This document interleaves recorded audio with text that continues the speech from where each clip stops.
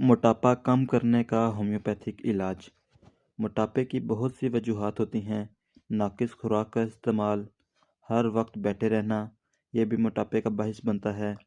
کچھ لوگ خاندانی موٹے ہوتے ہیں۔ تناؤ، ڈپریشن بھی موٹاپے کا باعث بن سکتے ہیں۔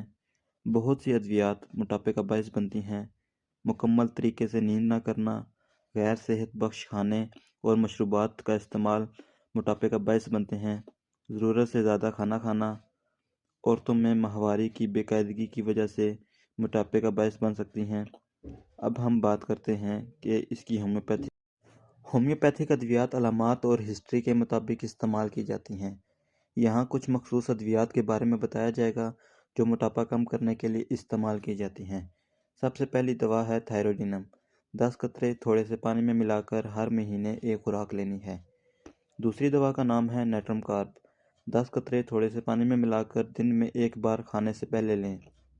تیسری دوا کا نام ہے فلیکس ماس۔ 10 قطرے تھوڑے سے پانی میں ملا کر صبح دوپہر شام کھانے سے پہلے لیں۔